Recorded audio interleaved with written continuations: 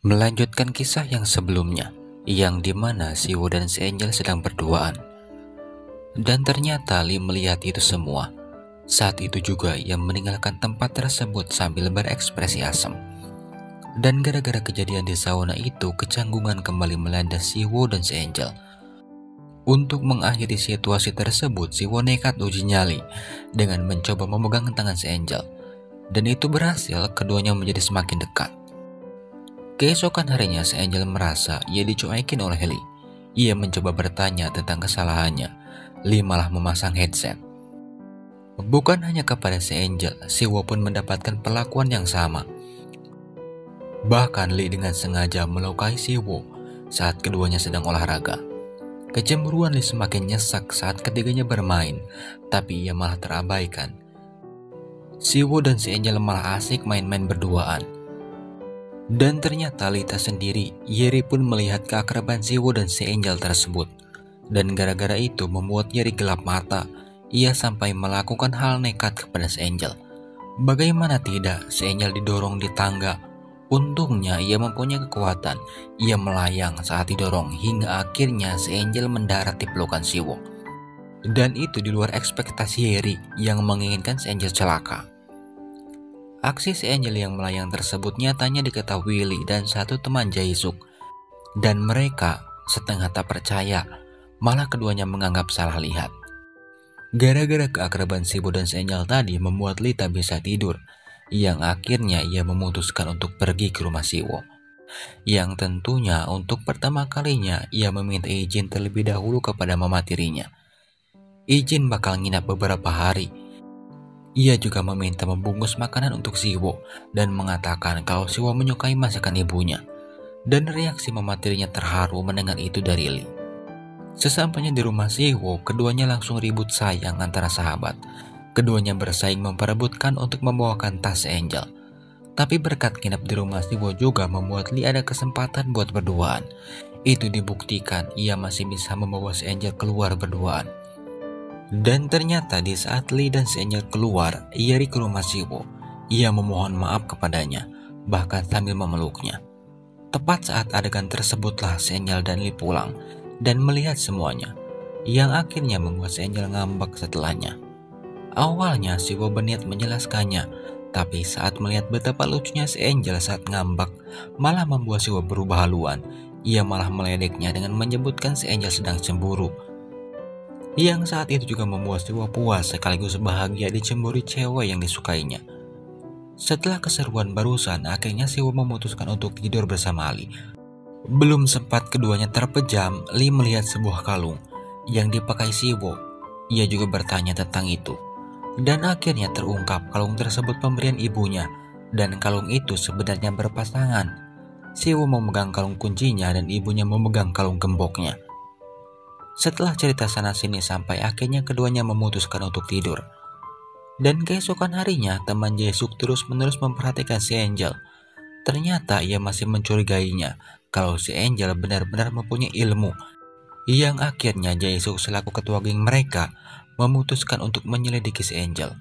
Yang kebetulan saat itu ia sedang menemui Pak Choi yang juga sedang mendiskusikan tentang perangelan.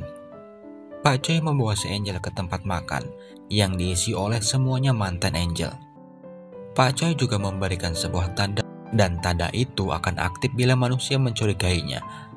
Dan bila orang yang mencurigainya memegang tanda tersebut, si Angel bakal hilang ingatan. Dan saat si Angel bersama dengan si Wu, tanda itu aktif.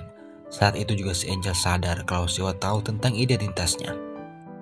Sedangkan di lain sisi, Lee tanpa sengaja menemukan pasangan dari kalung yang dipakai si Wu. Dan kalung itu milik mama tirinya. Saat itu juga ia langsung ke rumah si Wu dan memastikan kecocokannya. Dan saat melihat kalung tersebut cocok, Lee mendadak frustasi. Sifatnya mulai berubah terhadap si Wu. Si Wu yang terkenal dengan rajin dan kepintarannya mendadak jadi siswa nakal. Ia bolos sekolah dan jadi Bang Toyib yang tak pulang-pulang. Bedanya Bang Toyib merantau meninggalkan istrinya, kalau Lee nongkrong di warnet, meninggalkan bapak dan mama tirinya. Akibat dari ngambeknya Lee tersebut membuat mama tirinya khawatir. Si Wu juga mendengar tentang Lee tersebut dari ibunya dan berniat mencarinya. Tapi saat si Angel meminta ikut, Siwo tak mengizinkannya. Ia malah meminta si Angel mengerjakan pekerjaan rumah.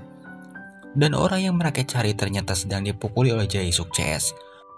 Bukan itu saja, Jae-suk juga menghubungi si Angel dan mengabarkan tentang kondisi Lee. Bukan apa-apa, Jae-suk sengaja membuat si Angel khawatir supaya ia bisa kembali menjebaknya. Dan dugaannya tepat, si Angel datang menemui Lee yang sudah babak belur. Lee tertinggal diam saat Jae-suk kembali membawa-bawa si Angel. Baru saja Lee mendaratkan kepalanya ke pipi Jae-suk, si Angel memeluknya, menghentikan Lee. Dan adegan tersebutlah yang diinginkan Jae-suk. Ia memotret Lee dan si Angel dan mengirimkannya kepada Siwo selaku kekasih si Angel. Walhasil situasi buruk antara Lee dan Siwo semakin keruh. Bahkan Siwo memutuskan hubungan pertemanannya dengan Lee. Tapi walaupun Siwo mengatakan seperti itu, setelahnya ia balas dendam terhadap Jae-suk. Ia memukul Jae-suk demi Lee sahabatnya yang baru saja ia akhiri. Keesokan paginya di seantero sekolahan foto pelukan si Angel dan Lee tersebar. Dan itu ulah Jae-suk, yang akibatnya si Angel dicap sebagai playgirl. Ketiganya terus-menerus digunjingkan oleh teman sekelasnya. Faktanya bukan hanya Jae-suk yang terus-menerus cari masalah, Lee pun demikian. Ia sengaja mengundang Siwo dan si Angel untuk makan malam di rumahnya. Awalnya mereka disambut baik, tapi setelahnya Siwo dan ibu tirinya terus-menerus ia sindir. Setelah Siwo dan si Angel pulang, Lee memperlihatkan kalung milik ibunya. Dan ia juga mengaku tahu tentang Siwo yang langsung membuat ibunya panik. Yang bikin kesal, ibunya tersebut malah meminta Lee untuk merahasiakan hal itu. Tapi permintaannya malah disambut ancaman oleh Lee. Setelah bertengkar dengan Lee, paginya ibu tirinya tersebut curhat kepada neneknya Siwo. Ia mengeluarkan unek-uneknya termasuk tentang Siwo anak kandungnya. Yang ternyata Siwo juga ke sana. Ia mendengar curhatan ibunya tersebut, yang akhirnya ibunya mengakui itu di depan Siwo. Tapi Siwo tak percaya. Ia masih menganggap ibunya tersebut sebagai gurunya. Ia tak sudi menyebut ibu. Ia lebih ikhlas memanggilnya ibu guru. Beralih kepada si Angel, yang setiap harinya ia selalu dicurigai oleh teman sekelasnya. Itu berawal saat seniornya si Angel membuat ulah. Kertas ujian yang digunakan para murid mendadak hilang. Dan setelah si Angel mencarinya, kertas itu secara ajaib ditemukan oleh si Angel. Dan gara-gara itu si Angel semakin dicurigai. Faktanya yang mengetahui kebenaran tentang si Angel bukan hanya Siwo dan Lee saja. Masih ada satu orang, yaitu teman wanita si Angel. Ia tahu setelah melihat tingkah si Angel yang mirip di buku yang pernah ia baca. Untuk menghindari teman-temannya semakin mencurigai si Angel dan tanpa sengaja memegang tanda di tangan si Angel yang akibatnya bakal membawa si Angel menghilang, akhirnya keduanya memutuskan untuk membuat sebuah rencana. Dan rencana itu adalah mengungkapkan identitas si Angel yang sebenarnya ke seluruh para siswa, dengan harapan teman-temannya mengerti dan tidak memegang tanda yang dimiliki si Angel. Untungnya teman-temannya tersebut mengerti, termasuk dua temannya si Jae-suk ikut respek. Kecuali untuk Lee, ia lebih memilih pergi. Melihat dukungan untuknya itu membuat si Angel terharu. Setelah melihat perbuatan Siwo dan si Angel membuat Lee semakin tenggelam dengan rasa bersalahnya. Lee sampai menangis sampai akhirnya ia sakit. Apalagi saat Lee melihat kedua sahabatnya yang begitu sangat perhatian saat ia dirawat. Yang akhirnya berkat itu Lee bisa sadar kembali. Dan sejak saat itu juga Lee kembali mesra dengan kedua sahabatnya tersebut. Itu dibuktikan setelahnya ketiganya melakukan senang-senang di tempat hiburan. Tapi ternyata itu awal dari perpisahan yang akan dilakukan Lee, yang setelahnya Lee diam-diam meninggalkan rumah. Dan untungnya si Angel menyadari kepergian Lee. Si Angel langsung menghubungi Siwo yang saat itu juga Siwo lari mencarinya. Tepat saat di lampu merah, Siwo melihat Lee di sana. Tapi di waktu bersamaan, Siwo melihat truk yang hampir menabrak Lee. Spontan Siwo berlari dan menyingkirkan Lee, yang sekarang posisinya berbalik jadi Siwo yang terancam. Dan yang mengejutkan, itu ulah dari seniornya si Angel yang mengendalikan mobil tersebut. Ia berniat mencelakai Siwo. Tapi saat si Angel ikut melindungi Siwo, seniornya berubah pikiran. Ia berusaha menghentikan truk tersebut yang sebelumnya ia kendalikan. Tapi berhubung mobil itu terlalu dekat, kecelakaan pun akhirnya terjadi. Yang menyebabkan Siwo terluka dan Lee koma. Sedangkan si Angel menghilang yang menurut mamanya Siwo, si Angel tak ada di lokasi. Dan gara-gara mendengar kepergian si Angel tersebut membuat Siwo terpukul. Flashback berakhir dan sekarang Siwo berada di masa sekarang. Masa di mana Siwo bertemu dengan gadis berkalung, sekaligus Siwo kehilangan kembali gadis tersebut. Siwo sudah tak lagi SMA sekarang. Ia sudah kuliah bersama saudaranya yaitu Lee. Dan keduanya benar-benar bahagia.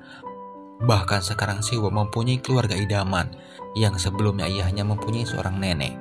Tapi lihat sekarang, ia mempunyai kedua orang tua sekaligus seorang adik yaitu Lee Seung-yeol. Dan untuk Lee sekarang menjadi cowok playboy yang ceweknya di mana-mana. Sedangkan kakaknya yaitu Siwo belum bisa move on dari si Angel. Sampai suatu ketika di kedai Siwo kedatangan seorang gadis yang melamar pekerjaan paruh waktu. Gadis tersebut bernama Chong Sarang. Tapi gadis tersebut sangat mirip dengan si Angel. Yang membedakannya cuma penampilannya saja yang terlihat modis, beserta tata bicaranya yang suka ngomel. Berbeda dengan si Angel yang berpenampilan cupu, plus dengan kepolosannya. Jelas melihat gadis tersebut membuat Siwo campur aduk antara senang dan sedih. Senangnya perasaannya kembali hidup, sedihnya karena gadis itu bukan si Angel. Tapi faktanya Chong Sarang beneran si Angel. Itu dibuktikan ia sekarang tinggal bersama dengan seniornya si Angel yang sekarang sudah jadi manusia. Diperjelas dengan Pak Choi menemui seniornya si Angel. Bahkan disebutkan gadis yang bernama Seong Sarang tersebut adalah si Angel yang sedang lupa ingatan. Dan seniornya si Angel berubah jadi manusia lantaran ia menolong si Angel, persis sama seperti yang pernah dilakukan si Angel kepada Siwo dulu. Dan menurut Pak Choi yang bisa mengembalikan ingatan si Angel hanya kekuatan cinta Siwo dan si Angel sendiri. Pak Choi juga mengatakan kebenaran tersebut kepada Siwo. Sejak saat itu Siwo berusaha mengembalikan ingatan si Angel dengan cara mengulang momen-momen indah yang pernah dibuatnya bersama si Angel dulu. Tapi ternyata itu tak mudah. Tiba saatnya momen itu muncul.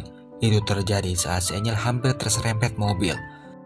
Dan untungnya ada Siwo yang langsung menyelamatkan si Angel dengan pelukannya. Berkat itu membuat si Angel terdiam. Ia berjalan dengan pikiran kemana-mana. Merasa khawatir yang akhirnya Siwo mengikuti si Angel dari belakang. Dan keanehan si Angel tersebut terjadi cukup lama. Si Angel terus-menerus bengong dari pagi sampai malam. Sampai akhirnya bayangan masa lalunya bersama Siwo muncul. Yang seketika membuat ekspresi si Angel berubah. Ia menutup mulutnya yang ternyata ia menangis. Yang setelahnya si Angel memanggil nama Siwo dengan panggilan sayangnya saat mereka pacaran dulu. Siwo yang terus-menerus mengikuti si Angel dari pagi dan mendengar panggilan itu membuat Siwo terkejut. Ia saat itu langsung menyadari bahwa ingatan si Angel sudah kembali. Keduanya menangis sambil melampiaskan kerinduan keduanya. Si Angel juga meminta maaf karena telat mengenali Siwo. Dan malam itu berubah menjadi malam membahagiakan bagi Siwo dan si Angel. Drama ini ditutup dengan merayakan atas kembalinya si Angel setelah bertahun-tahun menghilang bersama teman-temannya.